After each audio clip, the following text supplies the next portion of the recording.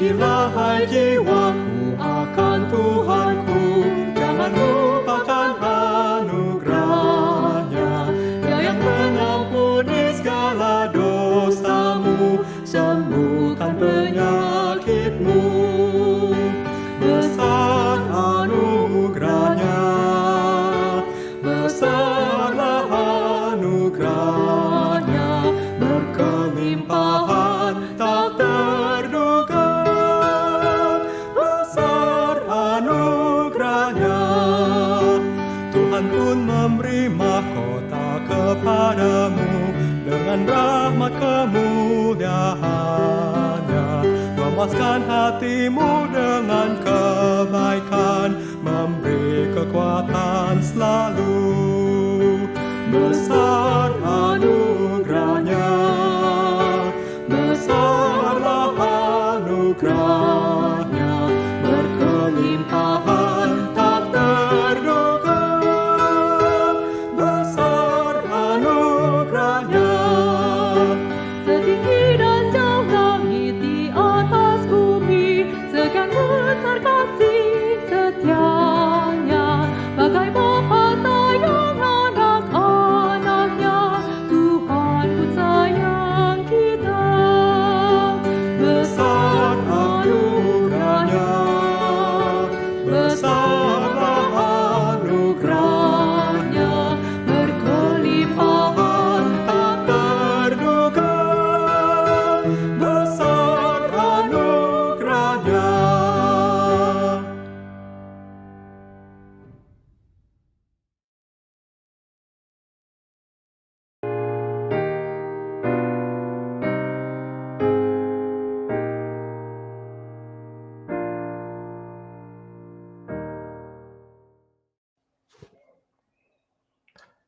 Selamat siang, selamat malam Bapak Ibu Saudara-saudara sekalian. Kita bertemu lagi di dalam Q&A di hari Senin ini, dan kali ini tema kita adalah tentang musik ya.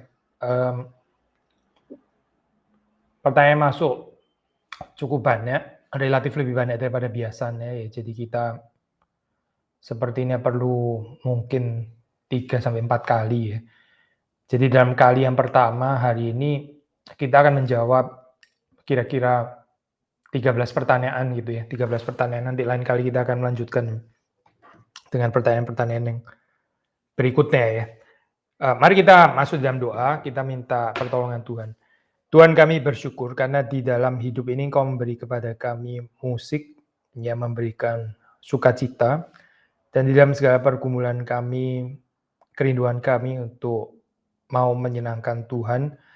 Berdoa supaya Tuhan memakai Q&A pada hari ini bisa menjadi berkat bagi kami semua, baik yang melontarkan pertanyaan maupun kami semua yang ingin belajar bersama-sama, dan berikan kepada hamba-Mu bijaksana yang dari Tuhan, sehingga jawaban yang dikatakan sungguh boleh menguatkan, memberikan jawaban yang berasal dari bijaksana Tuhan. Kami berdoa menyerahkan untuk Q&A hari ini di dalam berkat dan anugerah Tuhan. Demi Yesus Kristus kami berdoa, kami bersyukur. Amin. Ya, saudara, kita akan mulai dengan pertanyaan demi pertanyaan. Again, mungkin kira-kira hari ini 13 pertanyaan gitu ya. Pertanyaan yang pertama boleh ditayangkan. Pak, apa kaitannya musik atau pujian di dalam ibadah dan musik atau pujian yang model bagaimana yang reform confirm?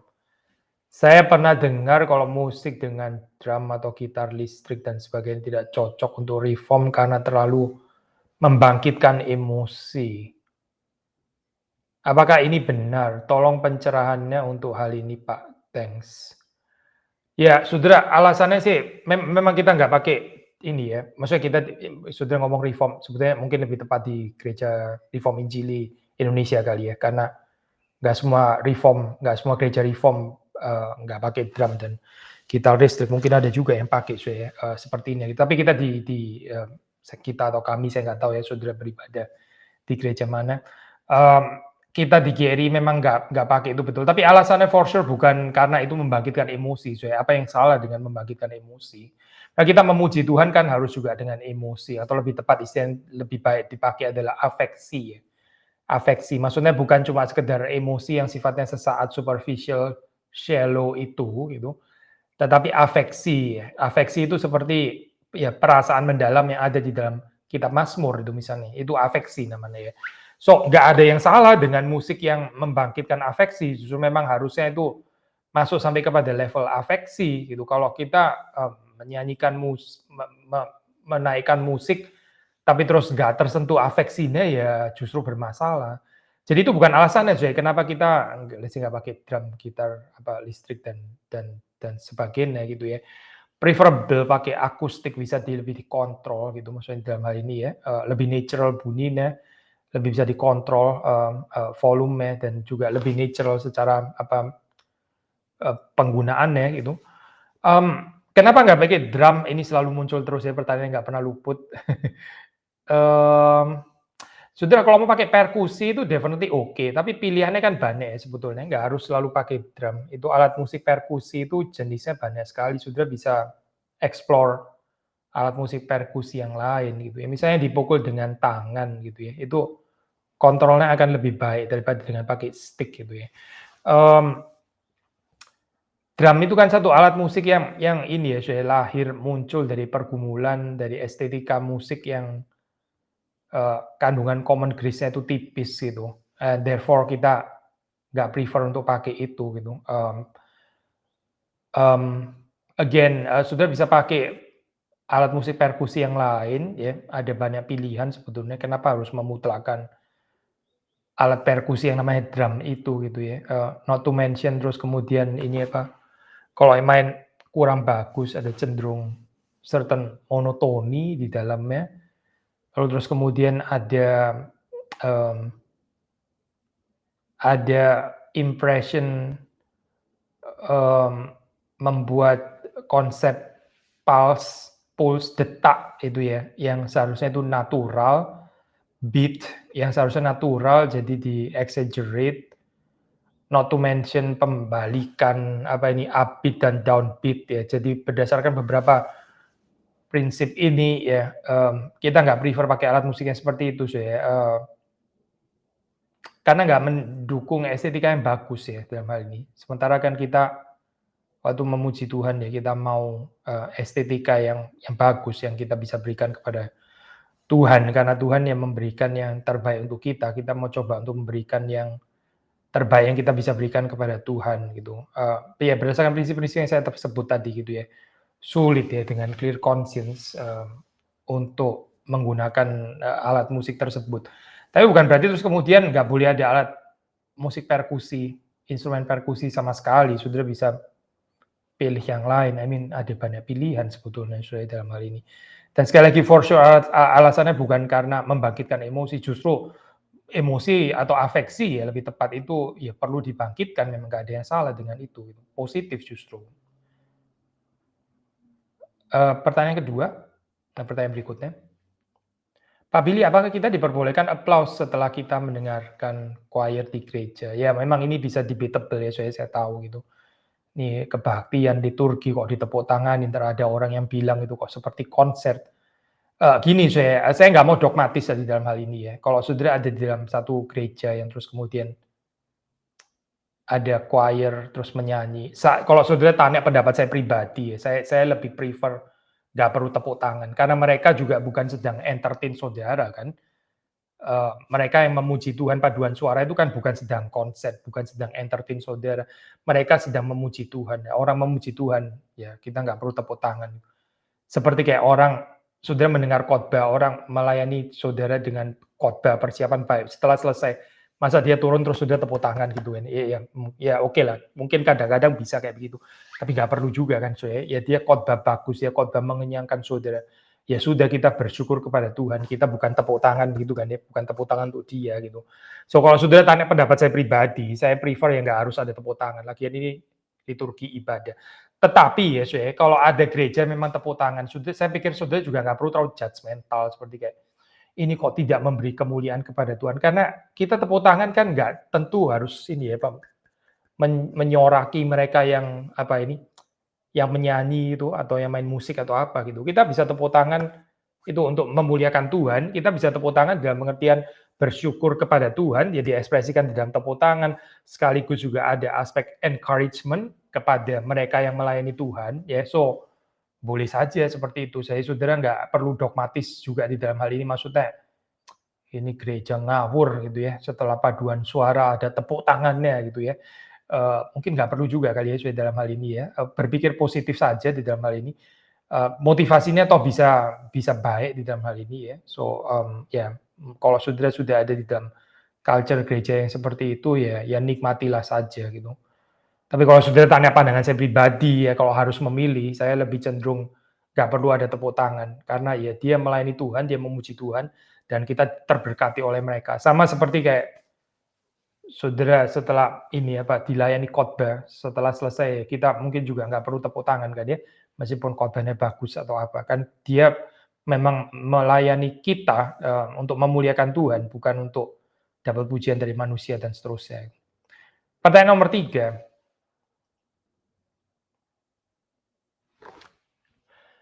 Bagaimana sikap kita di hadapan Tuhan seharusnya ketika kita mengangkat pujian? Contohnya, kadang ketika saya tidak kenal lagu pujian tersebut, saya merasa tidak sepenuhnya sungguh-sungguh memuji Tuhan.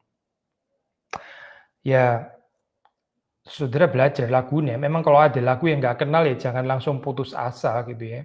Sisi yang lain mungkin kita jangan hanya mau menyanyi lagu yang kita pasti sudah kenal, kalau kita nggak kenal lagunya kita nggak bisa memuji Tuhan. Kan ini bisa diulang-ulang kan saudara. Mungkin minggu ini saya belum kenal, nanti minggu-minggu berikutnya saya bisa pelajari kan, lalu saya bisa lebih mengerti, lebih familiar dengan lagunya, saya lebih bisa menghayati.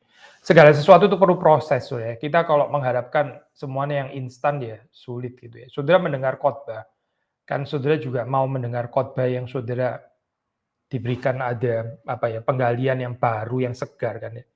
Masa saudara cuma mau dengar yang saudara sudah familiar? Kan saudara datang ke Bible study, ke pemahaman Alkitab. Saudara mau mendengarkan pembahasan yang memang memperkaya kan ya, membuka wawasan saudara dan sebagainya. Masa saudara hanya mau mendengarkan yang saudara sudah pernah dengar gitu. Cuma gentle reminder dong berarti ini ya, PA atau khotbahnya gitu.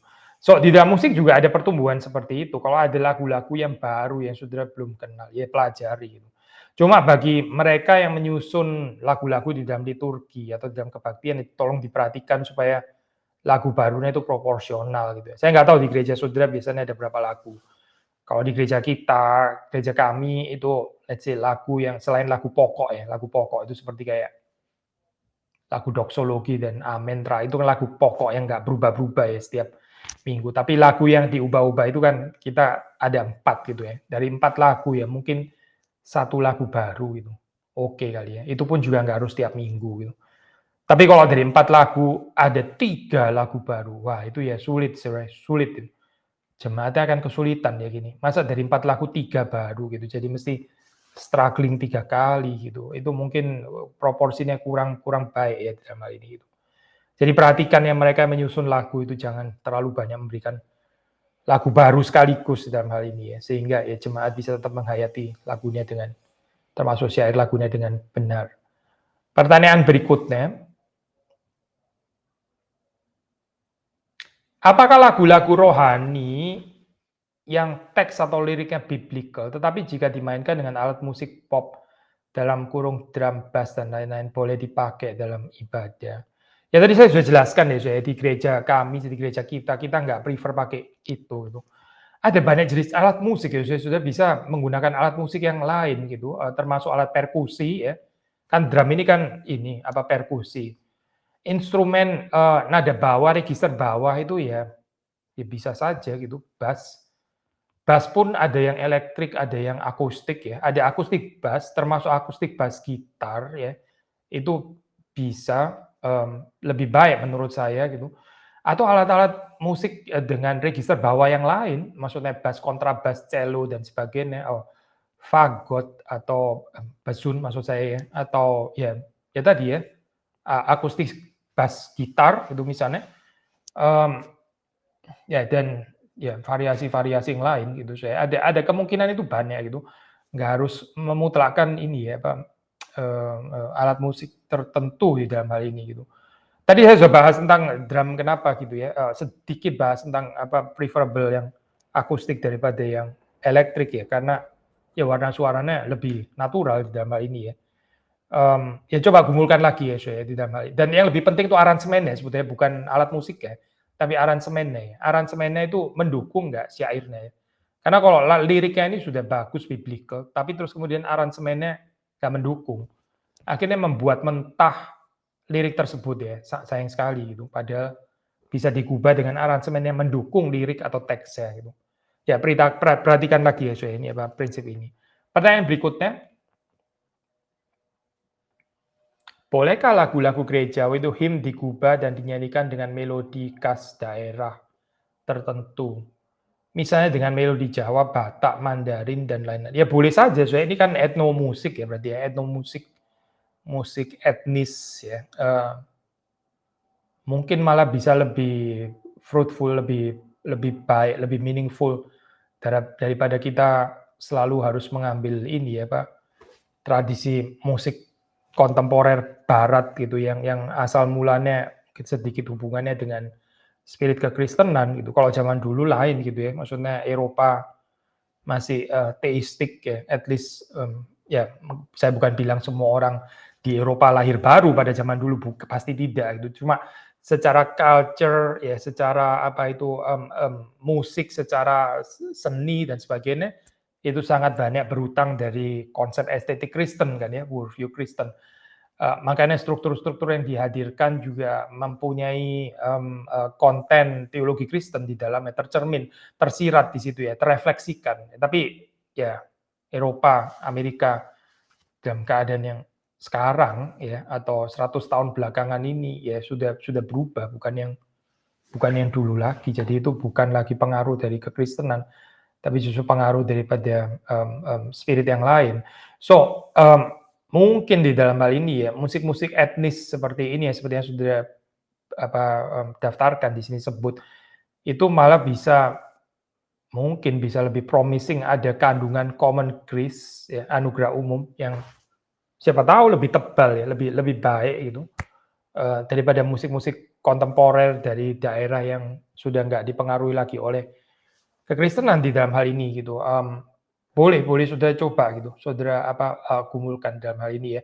Tapi perhatikan bahwa orang-orang yang dilayani di situ juga familiar dengan culture tersebut ya, saudara. Nah, saudara misalnya, pakai apalah, misalnya melodi khas apa, Mandarin gitu ya, tapi saudara ada di tanah Sumba atau Papua gitu, lah ini gimana gitu. Jadi itu perlu diperhatikan juga ya, saudara pakai musik etnis itu ada kekhasannya, betul gitu, khas. Tapi khas ini terus kemudian menyapa menyapa, daerah mana gitu, itu perlu diperhatikan gitu kan ya. Jangan cuma karena alasan etnis terus pasti otomatis lebih inkarnatif, lebih inkarnasional dan sebagainya, nggak tentu juga loh saya. Bisa awkward juga ini kalau nggak nyambung ya. Saudara di kota besar yang orang cenderung itu apa, sudah terekspos dengan kebudayaan yang lebih sifatnya internasional, tapi saudara masukin, etnis, justru malah bisa ada gap loh di sini gitu. Justru mungkin bisa ada gap, jadi saudara perlu peka di dalam hal seperti itu ya. Pertanyaan berikutnya, Pak, saya suka dengar lagu lama-lama yang mellow seperti The End of the World gitu, Davis, Yesterday Once More, Carpenter, dan lain-lain. Mendengar lagu-lagu seperti itu, apa membuat apa membuat bisa apa bisa membuat saya kali ya, apa bisa membuat saya jadi duniawi atau tidak rohani? Lalu batasan kita dengar lagu duniawi itu apa? Jujur saja kalau dengar lagu gereja terus lama-lama jenuh juga. Ya saudara nggak harus jadi orang yang cuma baca Alkitab dan baca buku teologi, nggak berani baca koran gitu ya, ini. Terus kalau buka sosmednya yang Kristen pula gitu ya. Entar beli pasta gigi yang pasta giginya dikelola oleh pabriknya yang punya orang Kristen gitu. Ya nggak harus lah, saudara nggak harus, kita nggak harus apa ya, sempit kayak begitu, ya nggak ada juga saya yang mengajarkan seperti masa sih sudah di gereja diajarkan jangan mendengarkan musik selain daripada musik yang ada di gereja ini gitu kan enggak ya saya enggak ada kali ya masa ada sih gitu. Saudara boleh ya mendengarkan lagu-lagu yang saya nggak terlalu suka pakai istilah duniawi ya, tapi mungkin ini kali saya pakai istilah apa itu ya, non sakral gitu ya, non sakral ada sacred music ya, itu istilah teknikal yang dipakai. Sacred music, geistliche Musik ya kalau bahasa ini apa, bahasa apa ini, bahasa Jerman ya, geistliche atau sacred spiritual ya, music atau non sacred gitu ya. Non sacred ya bukan berarti non sacred semuanya itu terus harus melawan iman Kristen kan nggak harus kan ya. Tapi lagu-lagu itu tadi bagaimana? Sudah bisa mendekatinya itu macam-macam ya. Termasuk kalau yang katakanlah, let's say syairnya pun nggak apa ya, sudah nggak terlalu biblical gitu. Sudah bisa melihat itu sebagai bagian daripada pembelajaran, mengerti ini ya, mengerti pergumulannya manusia, mengerti kesulitan hidup manusia, pertanyaannya manusia itu apa. Dari situ hopefully kita bisa lebih peka dengan society kita, lalu kita bisa memberikan jawaban gitu. Makanya dalam hal ini perlu juga saya sudah mengerti musik-musik yang apa ya, yang sedang beredar di dalam zaman kita sekarang. Paling enggak itu kalaupun nggak benar juga paling nggak membawa kita kepada certain exposure. Kita jadi tahu pergumulan zaman ini yang dikejar oleh zaman ini itu apa supaya kita bisa menawarkan the good news ya of the gospel ini ya, kabar baik, kabar sukacita, Injil itu secara lebih mengena karena saudara mengerti pertanyaannya, saudara mengerti pergumulannya gitu ya. Tapi jangan kita sendiri terus kemudian waktu mendengarkan kita merasa itu sendiri adalah jawaban. Terutama kalau liriknya adalah lirik yang nggak memberikan pengharapan Kristen. Tapi saudara malah justru menikmati itu ya justru ini bermasalah lah pasti. Bukan berarti saudara nggak boleh mendengarkan, silakan saja sudah mendengarkan. Kita bisa baca tulisan daripada apa saya filsuf ateis ya boleh saja gitu saudara pelajari, saudara baca ya supaya kita mengerti pergumulannya itu apa, kesulitannya itu apa sebetulnya. Lalu di situ kita bisa lebih peka di dalam memberikan jawaban berdasarkan cerita atau narasi Injil. Pertanyaan berikutnya. Di gereja karismatik saya yang dulu pendetanya bilang gereja kita dikenal dengan praise worship yang kental akan hadirat Tuhan. Lalu tidak berapa lama saya datang ke ibadah GRI Pusat. Waktu pujian dinaikkan, mendadak hati saya tersentuh dan saya menangis. Saya meyakini di GRI juga ada hadirat Tuhan. Apakah fenomena ini benar adanya atau ini hanya psikologis saja ya Pak? Ya saudara nggak perlu terlalu apa ya, kritikal dalam hal ini ya. Kalau Tuhan memang bekerja menyentuh saudara, saudara bisa merespon termasuk secara afeksional atau emosional, afeksional ya. Ya kita bersyukur kita ini ya, kita ada kesegaran ya. Ya kita bersyukur ada kehadiran Tuhan, kita bersyukur Tuhan bisa memakai ya bukan lagu-lagu jenis tertentu saja, tapi mungkin lagu yang lain yang bukan di dalam kebiasaan kita, tapi juga bisa dipakai dan diberkati Tuhan, menyentuh hati kita, menyentuh apa perasaan kita, menyentuh jiwa kita ya. Kalau kita mengalami ini ya pekerjaan Tuhan ya, itu buat saya sih kita jangan dikritisi lagi gitu. Misalnya gini ya, saudara melihat matahari terbit ya, terus kemudian saudara bersukacita, terus saudara bersyukur ya, terus kita mulai jadi kritis nih. Sebentar. Saya ini bersyukur motivasinya apa ya? Aduh rumit sekali ya, saudara. Rumit sih. Saya seberapa sincere saya bersyukur ini ya. Apakah saya bersyukur matahari terbit ini saya betul-betul bersyukur karena Tuhan yang menerbitkan matahari atau saya lebih bersyukur karena mataharinya? Aduh kok rumit sekali sih saudara. Sudah bersyukur ya bersyukur gitu aja gitu. Saudara malah berfilosofi, berputar-putar dengan ucapan syukur saudara, akhirnya saudara judge saudara sendiri, saudara teropongi jiwa saudara gitu, malah jadi nggak bebas ya seperti ini gitu. Maksudnya gini loh saya, kadang-kadang saya mungkin pakai istilahnya agak kurang tepat ini ya. Naif experience itu ada baiknya gitu ya. Saudara tersentuh terus saudara berespons ya, merasakan cinta kasih Tuhan. Isn't that beautiful? Ya sudah gitu aja gitu. Saudara nggak usah tanya-tanya yang lain apa dibor gitu ya, terus dibor lagi. Jangan-jangan ini emosi palsu gitu kan. Jangan-jangan ini proyek. Aduh, rumit kayak begini gitu.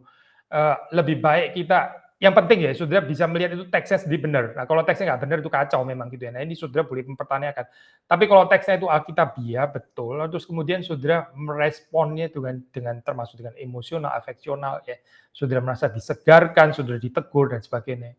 Ya sudah dong saudara, kita tinggal bersyukur. Ngapain lagi kita pakai pertanyaan-pertanyaan yang akhirnya membingungkan kita sendiri, akhirnya jadi rumit sendiri ya. Lebih baik kita ya sederhana seperti anak kecil ya. Saya bisa bersyukur ya bersyukur, saya tersentuh ya saya tersentuh, saya terharu. Lalu setelah itu ya dari afeksi yang disentuh oleh Tuhan, diubahkan oleh Tuhan. Ini kita bertumbuh di dalam anugerah-Nya, menjadi semakin menyerupai Kristus. Pertanyaan berikutnya. Pertanyaan ini mungkin sudah sering ditanyakan. Kenapa Gary lebih suka memakai lagu-lagu himne zaman dahulu? Kenapa tidak diselingi dengan lagu-lagu kontemporer dan lagu-lagu himne modern yang liriknya juga ada yang alkitabiah, Pak? Ada kok, masa nggak ada sih? Ini apa lagu-lagu? Contohnya lagu-lagu dari grup musik Heritage Singers atau grup vokal Gaither. Sudah ya pertanyaan sampai di sini ya. Bisa saja sebenarnya kalau saudara ini ya Pak, tapi itu kan kita mesti apa ya, ada tim musik yang mengerti ya, bukan cuma karena saudara suka, senang, terus apa. Tapi ya tolong didiskusikan lagi gitu, karena musik-musik yang baru ini kan memang belum teruji. Belum teruji bukan berarti nggak bisa dipakai sama sekali gitu, tapi lebih perlu seleksi gitu. Saudara lebih perlu untuk menyeleksinya. Sedangkan lagu-lagu yang tua itu kind of nggak perlu diuji lagi dalam pengertian karena sudah teruji oleh sedikitnya oleh zaman gitu. Sedikitnya sudah teruji oleh zaman. Karena kalau lagu itu ternyata nggak baik ya akan terkubur gitu, akan terkubur. Nah ini kan lagu yang berhasil tanda kutip ya memasuki semacam kanonisasi, repertoar kanonisasi. Makanya kita pakai itu lebih apa ya? Ya lebih sudah ada ujiannya gitu. Lagu-lagu baru bukan nggak mungkin dipakai, tapi kalau saudara pakai ya saudara melakukan pengujian itu tadi dengan seleksi.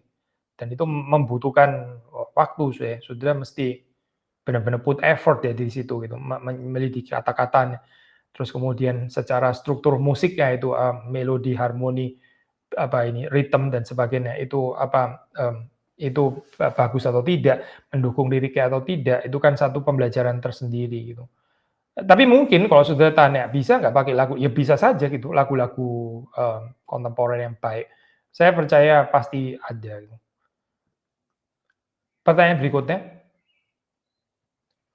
Pak, apakah musik gereja sebaiknya melibatkan emosi atau tidak? Ya melibatkan dong, melibatkan emosi afeksi ya di dalam hal ini. Musik itu kan seni emosi dan afeksi, kalau nggak melibatkan jadi bagaimana?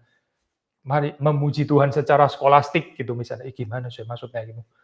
Kita mau menyanyi dengan metode skolastik gitu ya, atau apa ya? Atau mari memuji Tuhan secara rasional gitu, atau gimana sih menyanyilah dengan intelektual gitu.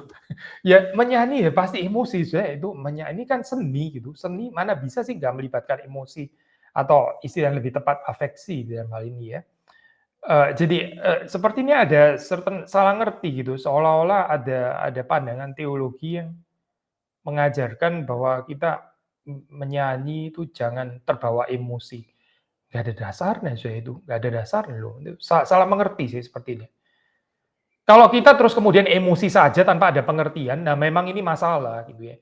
Tapi masalahnya itu bukan karena emosi terlibat, bukan. Masalahnya itu bukan karena kok emosional, bukan, tapi masalahnya itu nggak ada rasionya gitu loh. Ya, ya saudara,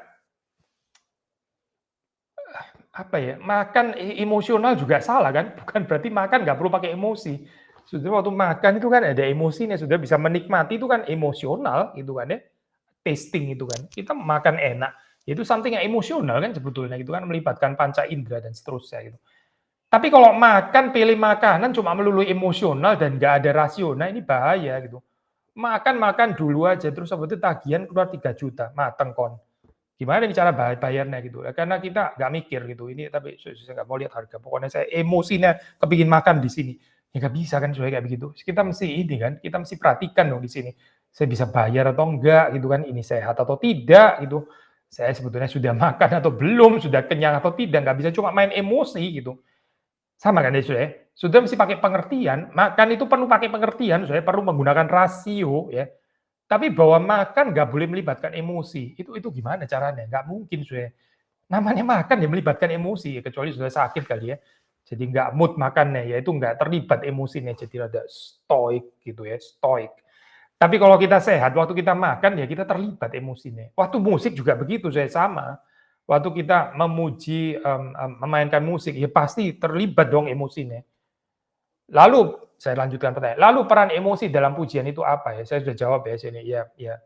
Nggak, sekali lagi ya, ini nggak ada ya saya mengajarkan kalau menyanyi itu, memain musik ya, jangan pakai emosi karena emosi itu jahat gitu ya. Nggak ada loh saya mengajar gitu tuh siapa ya? Saya nggak ngerti loh ada pengajaran seperti ini gitu. Saudara dapat kesannya dari mana gitu? Tentu saja emosi ya perannya penting di dalam ini, di dalam pujian gitu. Kita terbawa ya secara afektif ya. Termasuk waktu saudara membaca firman Tuhan harusnya terpengaruh nggak sih? Affected nggak sih secara affectionally, affectively? Ya harusnya iya. Karena gereja saya karismatik, saya perhatikan baik lagu dan liriknya lebih banyak memainkan emosi. Oke, terus? Belum lagi lirik-lirik lagunya yang kebanyakan self-centered. Nah, yang persoalannya di sini, persoalannya itu bukan lagunya, terus kemudian kok melibatkan emosi dan sebagainya. Ya, lagu nggak boleh melibatkan emosi itu bagaimana gitu. Tapi kalau self-centered, nah ini dia masalahnya gitu. Yang ini kita nggak setuju ya, bukan karena melibatkan emosi, bukan. Tapi karena self-centered ini, gitu kan, harusnya God-centered, ya, Christ-centered. Jadi saya perhatikan kalau ada jemaat nangis, saya jadi bertanya-tanya jemaat ini nangis karena musiknya atau karena dia self-pity. Wah sudah kita jangan ngurusin jemaat, kita urusan diri sendiri aja lah gitu. Maksudnya spiritualitas yang benar itu bukan lirik kanan kiri itu. Kenapa ya dia menangis? Kenapa situ tertawa? Kenapa itu stoik ya gitu. Nah, saudara, mending kita lihat sendiri aja lah gitu. Kita waktu menyanyi seperti apa daripada ntar saudara memuji Tuhan tapi konsentrasinya itu menilai orang lain gitu ya. Kita sendiri distracted ya memuji Tuhan seperti ini gitu. Apa saudara ya bisa? Enggak, saya ini bisa multitask. Sambil memuji Tuhan, sambil mengobservasi orang lain. Saya sekaligus bisa gitu. Saya kira-kira bisa mengobservasi sampai up to 17 orang sambil memuji Tuhan gitu. Ya saya nggak tahu lah, sudah punya talenta kayak gini, saudara saya nggak tahu gitu. Tapi menurut saya yang simpel aja, kita memuji Tuhan dan kita memperhatikan motivasi kita sendiri ya. Nggak usah saudara lihat-lihat orang lain, dia self pity nggak ya gitu ya. Kira-kira dia nangis itu apa gitu. Ini karena dia apa ya, jangan-jangan karena utang belum bayar. Aduh ngapain sih saudara kayak begini untuk apa gitu maksudnya. Lebih baik kita perhatikan diri kita sendiri, perhatikan diri kita sendiri. Waktu saudara memuji Tuhan itu ya, terus ya memujilah dengan tulus ya. Kalau saudara tersentuh ya silakan tersentuh gitu ya. Jadi apa yang terjadi dalam diri orang lain. Ya nggak tahu kalau saudara betul-betul peduli, mencintai dia, ya saudara bisa tanya kepada dia gitu. Tapi ini di dalam sikap yang mengasihi ya, bukan sikap mau apa ini menganalisa secara dingin apalagi mau menilai menghakimi seperti kayak kehidupan kita sudah beres atau apa. Kita nggak tertarik dengan spiritualitas seperti ini gitu. Lebih baik kita sendiri bertumbuh ya, lebih baik kita sendiri ini melihat apakah saya sudah benar waktu kita memuji Tuhan. Itu lebih penting deh kayaknya. Daripada saya melihat orang lain self pity, nggak self pity ini dia nangis ini air mata buaya atau apa gitu. Biarlah dia bertanggung jawab dengan Tuhannya ya. Tuhan akan menilai dia gitu. Tapi saudara juga dinilai oleh Tuhan. Maka kita belajar untuk peka terhadap penilaian Tuhan bagi kita, bagi saya ya, bagi saudara gitu. Nanti orang lain juga akan dinilai Tuhan. Again, kalau saudara betul-betul peduli ya saudara bisa communicate dengan dia. Kenapa tadi kamu menangis ya? Bolehkah saya tahu? Ya silakan, boleh saja. Tapi karena saudara peduli dan saudara mencintai ya, bukan karena saudara apa ini ya? Kepo ya, ngurusin urusannya orang lain yang bukan urusannya kita gitu. Karena itu nggak akan bermanfaat untuk kerohanian kita ya. Jadi saya setuju dengan saudara, kalau saudara mempersoalkan self-centeredness ya, itu betul gitu. Karena memang nggak harus saya self-centered, tapi Christ-centered ya, God-centered, berpusat kepada Tuhan, theosentris itu betul. Tapi nggak boleh melibatkan emosi. Wah, I think ini salah loh saya. Ya lagu kok nggak boleh melibatkan emosi itu nggak bisa dibayangin saya maksudnya bagaimana gitu. Melulu emosi salah ya. Tapi tanpa emosi juga salah, tanpa emosi juga salah. Melulu emosi itu maksudnya hanya emosi dan nggak ada pengertiannya sama sekali. Ya jadi rasionya itu digunting gitu ya. Ya itu masalah. Tapi ini sekarang emosinya, afeksinya digunting ya, nggak boleh ada. Cuma melulu intelektual. Lah ini matematika atau memuji Tuhan atau mungkin matematika pun boleh ada keindahannya juga ya. Saya nggak mengerti gitu. Sudah matematika aja bisa ada estetik ya, tapi perlu kita memuji Tuhan nggak boleh ada keindahan, nggak boleh ada emosi, nggak boleh ada enjoyment. Itu saya nggak mengerti sebenarnya penghayatan ini dari mana gitu. Again itu pandangan yang ya keliru menurut saya. Pertanyaan berikutnya, tinggal berapa ini kalau kita mau jawab pertanyaan? Oke, mungkin ada ini. Pak, ada tips bagaimana supaya anak-anak remaja bisa lebih tertarik mendengar lagu gereja?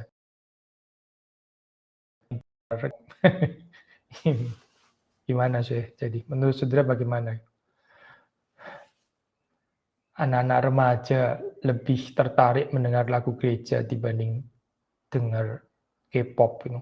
Saya kurang mengerti sesuai budaya K-pop, tapi as you know ini bukan cuma tentang musik ya. Tapi the whole celebrity culture itu juga ya memegang peranan gitu. Setahu saya penyanyi K-pop ya waktu nyanyi mereka nggak pakai helm gitu. Mereka bukan bisul-bisul ini sana sini ya. Poin yang saya mau bilang adalah appearance and look itu kayaknya lumayan meter di sana gitu. Body shape ya, apalagi saya. Warna suara perhaps gitu. So ini kompleks gitu. Jadi spiritualitasnya bagaimana? Ya mungkin mengajar anak-anak remaja itu untuk supaya mereka bisa nggak harus terjerat ya ke dalam celebrity culture ini gitu. Celebrity culture yang celebrity culture ini kan ini ya saya itu sedihnya itu kan begini ya, konyolnya itu kan begini. Kita bisa mengalu-alukan mereka, kita bisa seperti kayak meninggi-ninggikan mereka. Lah tapi mereka sendiri itu ya, those idols itu mereka nggak even care dengan kehidupan kita gitu. Mereka nggak tahu menahu dengan kehidupan saudara dan tapi kita seperti kayak taruh attention kita di sana gitu ya. Walau yang di sana sendiri nggak care sama kita. Ini kan bertepuk sebelah tangan nggak sih namanya gitu. Tuhan tuh nggak begini loh saya. Tuhan tuh bukan ini loh. Tuhan itu layak saudara sembah dan saudara puji dan Dia sangat memperhatikan kita. Dia sangat memedulikan kita. Tapi yang garing dengan celebrity culture ini ya saudara taruh habis-habisan hatimu di sana ya, saudara mengagumi, and yet yang dikagumi ini nggak even tahu menahu existence saudara gitu. Oke, mereka saudara datang dia bisa bilang I love you gitu ya, itu apa dulu. Michael Jackson kalau nyanyi ini zaman dulu ya, saya sudah tua memang sih, sudah mati lagi orangnya. Kalau ada dari penonton yang teriak gitu ya, I love you Michael gitu ya, terus dijawab I love you more gitu kan ya, I love you more gitu ya. Wah, I love you more bisa touch loh ya dengar kalimat itu ya. Bener nggak sih I love you more itu? Ya orang yang ngomong aja itu si Michael kayaknya nggak tahu siapa gitu ya. Itu dari pojok mana ya kira-kira? Oke tadi dari sana sama itu. Persoalan daripada selebriti itu apa sih? Ya melihat orang itu masanya itu ya sebagai borongan gitu ya, borongan. Rather impersonal sih sebetulnya gitu. Yang satu orang ya terus kemudian ada ribuan orang, terus ya yang dia nggak kenal satu persatu lah pasti gitu. So dia secara borongan saja gitu ngomong, I love you gitu. I love you all, I love you more gitu ya. Tapi tahu nggak sih saya sebetulnya kenal nggak sih? Ini kan enggak ya sebetulnya gitu. Jadi relasi ini adalah relasi yang ya cuma kalau kita yang fans ya gitu ya, kita cuma bisa imajinasi sendiri. Oh ya kayaknya dia juga love me gitu. Buktinya saya dijawab waktu saya ngomong I love you itu dia bilang I love you more. Berarti dia ini loh nggak kalah cintanya kepada saya gitu. Tapi sesungguhnya sejujurnya saja ya dia nggak tahu saudara siapa gitu. Bagaimana dia bisa love you more dalam hal ini ya. So ini loh saya, ini kompleksitas ini, mungkin ini kali ya saya yang bisa kita, ajarkan kepada anak-anak remaja, supaya mereka jangan dijerat oleh ya celebrity culture ini, karena kasihan sih sebetulnya gitu. Mereka taruh habis-habisan ya itu perhatian mereka di sana gitu ya, sampai tergila-gila dan sebagainya. And yet yang digila-gilai itu tadi, nggak even care terhadap kehidupanmu ya. What a miserable ini ya life ya kayak begitu gitu. Lebih baik kita membangun kehidupan di dalam satu relasi yang resiprokal gitu ya. Seperti Tuhan mencintai kita ya, kita mencintai Dia kembali. Dan Tuhan mencintai kita ya, kita juga mencintai Dia. Demikian juga cinta kepada sesama gitu. Cinta kepada sesama ya, nggak harus selebriti yang saudara cintai gitu, bisa orang yang biasa-biasa saja, tapi perhaps bisa lebih meaningful gitu, relasi itu. Karena nggak ada, ya itu, nggak ada impersonalisasi itu tadi, impersonalization. I love you more itu tadi ya, yang sebetulnya nggak even tahu itu siapa yang ngomong, cuma tahu pokoknya dari sudut sana gitu. Tapi dari sudut sana juga ada puluhan ratusan orang yang mana ini? Saya nggak tahu gitu. Mungkin setelah selesai konser juga nggak dicek juga, tadi sebenarnya siapa yang ngomong I love you tuh? Coba dong, seketemuan saya kayaknya nggak juga sih, kayaknya nggak ada itu. Ya sudah gitu saja gitu. So ya, jadi lebih baik ya sekali lagi ya, mengajarkan kepada anak-anak remaja itu, bagaimana mereka bisa ini, nggak dijerat ya oleh this celebrity culture. Dengar sih dengar ya boleh-boleh saja, ada certain exposure ya boleh gitu, tapi sampai menyerahkan diri seperti menjadi pengikut fans setia, tapi dia sendiri nggak even tahu menahu saudara. Kayaknya hidup kita lebih berharga sih sebetulnya daripada itu. Pertanyaan berikutnya,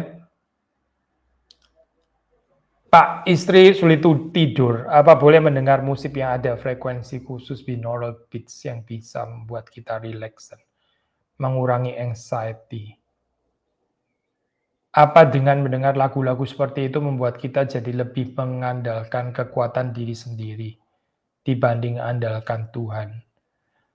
Ya, pertanyaan yang terakhir ini saudara mesti jawab sendiri sih. Tapi gini loh saudara nggak harus selalu melihat negatif seperti itu ya.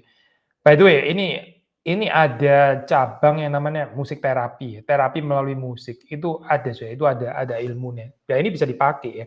Nah, waktu terapi musik ya, tentu ya kita bisa tanggapinnya itu dua macam perspektif. Kita bisa melihat ini sebagai mengandalkan kekuatan sendiri gitu. Pokoknya setiap kali saya susah, saya tahu saya bisa atur pakai musik apa supaya saya lebih rileks gitu. Jadi saya nggak perlu mengandalkan, ya tentu bisa seperti ini, nggak perlu mengandalkan Tuhan itu.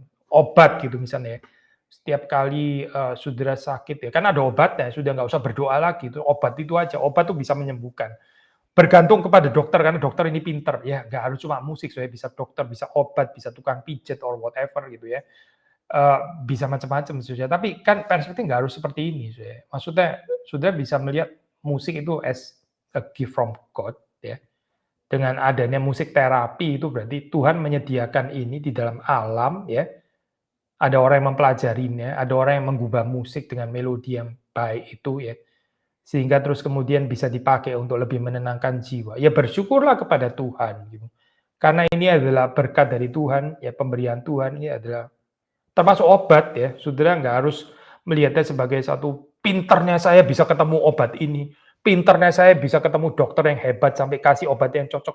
Ya kan nggak harus dibaca begini, saudara bisa melihat saya bersyukur Tuhan mempertemukan saya dengan dokter yang tepat, yang bisa memberikan kepada saya obat yang tepat. Ini juga adalah berkat dan belas kasihan Tuhan kepada saya. Kan lain ya, dengan tanggapan ini saya hebat bisa ketemu dokter hebat.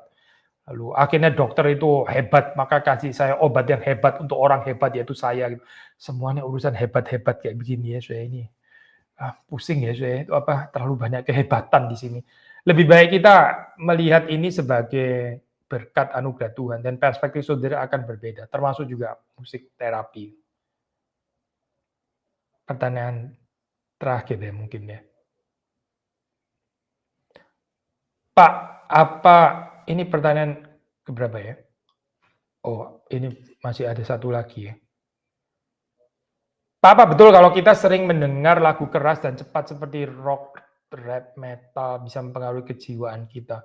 Ya semua lagu kalau kita dengar ya bisa mempengaruhi sih. Pertanyaan itu pengaruhnya positif atau negatif itu kan. Bagaimana dengan lagu-lagu gereja yang nge-rock seperti Hillsong sedangkan liriknya Kristen?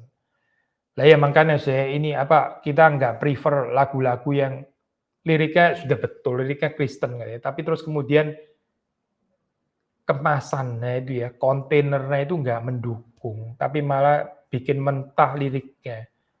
Ya, skizofren nggak sih saya gitu. Saudara mengkhotbahkan tentang pentingnya duka cita rohani, tapi saudara terus guyonan dari awal sampai akhir di dalam khotbah itu. Lah, ini gimana sih? Tapi topik saudara tentang pentingnya duka cita rohani, tapi saudara guyonan terus dari awal sampai akhir khotbah gitu. Nah ini self-defeating nggak sih kayak begini sebetulnya gitu? Susah kan ya, saudara bicara tentang hari itu membahas tentang kelemah lembutan. Lalu terus kemudian saudara teriak-teriak khotbahnya, saudara marah-marah gitu ya, dan sebagainya. Tapi saudara bahas tentang kelemah lembutan. Lah ini gimana gitu? Terus jemaat itu mesti bagaimana mengertinya? Mesti melihat, iya ini memang ada Dr. Jekyll and Mr. Hyde gitu ya. Atau gimana ya? Mesti bagaimana saya jemaatnya gitu. Liriknya Kristen, terus kemudian kemasannya ternyata nggak mendukung lirik itu ya. Akhirnya lebih mengakibatkan kegelisahan jiwa. Tapi musiknya bicara tentang katanya di dalam Yesus ada ketenangan ya. Ada rest, tapi terus kemudian ini restless musiknya. Ya gimana? Maksudnya masih bagaimana saya menghayatinya gitu. Ya nggak bisa, intinya nggak bisa gitu, nggak bisa. Seperti tadi itu ya, pendeta yang sedang membicarakan duka cita rohani, tapi dia membahasnya di dalam bentuk jokes nggak habis-habis ya. Jadi stand up comedian dari awal sampai akhir. Tapi topik yang sedang dia bahas adalah pentingnya duka cita rohani. Ya nggak masuk lah, saudara pasti itu message-nya, pasti nggak masuk. So di dalam musik juga sama. Jadi saudara perhatikan supaya musiknya jangan nggak mendukung teks atau lirik kayak. Pertanyaan terakhir, Pak, di gereja saya, kalau lagi pujian sering disebut kalau Tuhan itu bertakhta di atas pujian umatnya. Itu Reform meyakini itu juga. Kalau iya kalimat itu maksudnya apa? Coba kita lihat ini ya, ini dari Alkitab ya, bukan dari denominasi tertentu, tapi dari Alkitab. So kita membaca di dalam Mazmur, misalnya pasal yang ke-22 ya. Kita baca ini menarik ya, ini justru Mazmur ratapan ini. Saya baca ya dari atas. Allahku, Allahku, mengapa engkau meninggalkan aku? Aku berseru tetapi engkau tetap jauh dan tidak menolong aku. Allahku, aku berseru-seru pada waktu siang, tetapi engkau tidak menjawab. Dan pada waktu malam, tetapi tidak juga aku tenang. Padahal engkaulah yang kudus yang bersemayam di atas puji-pujian orang Israel. Kepada nenek moyang kami percaya, mereka percaya dan engkau meluputkan mereka. Kepadamu mereka berseru-seru dan mereka terluput. Kepadamu mereka percaya dan mereka tidak mendapat malu. Ya, di dalam waktu yang terbatas ini ya, saya coba membahas di dalam konteks ini kan, di dalam ayat 3 atau 4 di situ dikatakan padahal engkaulah yang kudus yang bersemayam atau bertakhta di atas puji-pujian orang Israel. So, menarik ya, kalau saudara melihat di dalam konteks Mazmur 22 ini, justru ini hadir di dalam ratapan, justru pengalamannya pemazmur itu ya. Loh, ini Tuhan kan harusnya bertakhta bersemayam di atas puji-pujian. Kok saya nggak bisa melihat ini gitu? Kan itu kan saya sebutnya Mazmur 22 gitu. Kenapa sekarang kok Tuhan seperti nggak ada? Kok Tuhan seperti meninggalkan saya? Saya nggak bisa merasakan ya kemuliaan Tuhan, tahta Tuhan di atas puji-pujian. Saya bukan nggak sedang memuji loh ini. Saya bukannya nggak ada musik di dalam kehidupan saya, tapi kok Tuhan seperti meninggalkan saya? Kan itu konteksnya sudah di dalam Mazmur 22. Jadi poinnya apa? Kan sudah tanya. Kalau iya kalimat itu, for sure ini dari Alkitab saya ini, kalau sudah tanya apakah ini kita orang reform juga ya meyakini pasti karena ini prinsip firman Tuhan kok. Cuma ya agaknya di dalam Mazmur 22 ini sendiri ini dipolemisasi, sudah dipolemisasi. Tuhan bersemayam di atas bertakhta, bersemayam di atas puji-pujian orang Israel. Tapi ini nggak selalu, ya saya, nggak selalu bisa dirasakan gitu. Ini bukan satu pengalaman instan yang terus kemudian setiap kali saudara memuji Tuhan, lalu terus kemudian wah saudara langsung itu ya melihat kemuliaan Tuhan. Nggak bisa instan seperti itu saya, karena di dalam Mazmur 22 kalau sudah baca di situ justru ini kesulitan di pemazmur. Di satu sisi bukankah janji prinsip firman Tuhan mengatakan Tuhan itu bertakhta di atas puji-pujian orang Israel. Nah, sekarang kenapa saya kok nggak bisa merasakan takhta Tuhan itu, kemuliaan Tuhan, kebesaran Tuhan. Yang ada adalah saya justru merasakan seperti Tuhan meninggalkan saya gitu. Jadi Mazmur 22 ini membawa apa saya? Despite ya, meskipun kita nggak bisa dengan instan ya merasakan kehadiran Tuhan ya, meskipun kita sedang memuji Tuhan, tetap harus berelasi dengan Tuhan. Kalau perlu melalui ratapan, saya. Kalau perlu melalui ratapan. Mazmur 22 ini loh, Mazmur ratapan. Kalau sudah Tuhan bertakhta bersemayam di atas puji-pujian Israel, itu kan kita pikirannya adalah ini ya. Oh, itu satu pujian sorak-sorai, pujian yang selebratif, pujian yang mengagungkan Tuhan. Ya benar kan ya, saya? Seperti itu kan ya. Tapi ini pun ya saya nggak selalu bisa dirasakan secara instan ya. Ada saat-saat di mana ini bukan nggak ada pujian loh, tapi kok sepertinya Tuhan nggak ada di sini ya, seperti kayak meninggalkan kita. Maka bagaimana? Nah, Mazmur 22 ini mengajak kita untuk mengejar Tuhan gitu. Meratap kepada Tuhan, berseru kepada Tuhan. Kalaupun kita merasa Tuhan meninggalkan kita, ya kejarlah dia gitu. Kita bukan mengejar perasaannya, saya bukan gitu. Bukan mengejar, tapi mengejar pribadi Tuhan. Sekali lagi ya, saya.